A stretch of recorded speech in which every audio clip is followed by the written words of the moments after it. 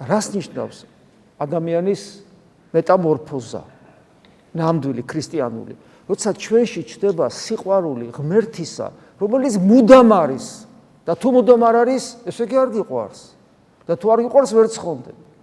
ქრისტიანული ცხოვრების ანი და ჰოე არსი არის, რომ შევიყვაროთ უფალი. ადამიანი იტყვის ძნელია ღმერთის შეყვარება, იმიტომ რომ აი ღმერთის აბა ვერ ხედავს სად არის. კი, სწორია, მაგრამ ღმერთი ადამიანად მოვიდა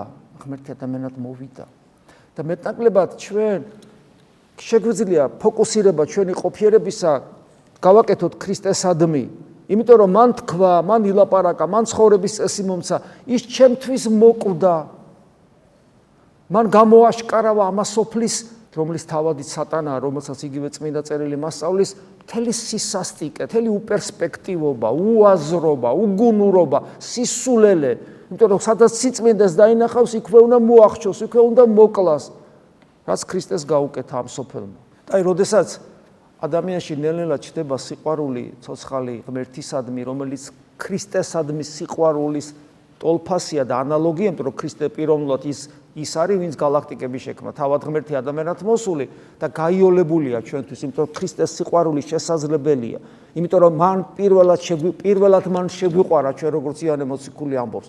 ვიაზრებ ჩემ რწმენას, რომელიც მე მაქვს, იმ რწმენას ვიაზრებ, რომ ის ჩემთვის მოკვდა, რომ მას ვუყვარვა, რომ საქმით დაამტკიცა.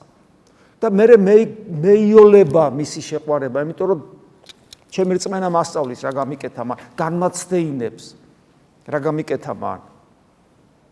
და თუ ადამიანს ღმერთი შეუყვარდა, მაშინ იძულება საკუთარი თავისადმი მინიმუმამდე დადის და თუ სრულყოფილი სიყვარულით შეიყვარა ქრისტე, იძულება საერთოდ აღარ ჭირდება ადამიანს საკუთარ თავზე. ადამიანი თავის გულში ატარებს ცეცხლს, რომელსაც ვერ ეკარება ვერანაირი ბოროტი გულის სიტყვა, ვერანაირი ეშმაკი, ვერანაირი შური, ვერანაირი ანგარება, ვერანაირი ეგოიზმი, ვერანაირი პირუტყული მიდრეკილებები, ანგელოს ემსგავსება ადამიანი, თავად ცეცხლი ხდება ადამიანი ნათელი ხდება, რომელიც ანათებს. რა თქმა უნდა, არსებობს გაიდეალებული, რომ წარმოსახვა, რა რაღაც უმაღლეს წვერვალს რო აღწევს ადამიანი. ვინ არის ესეთი? ალბათ არავინ.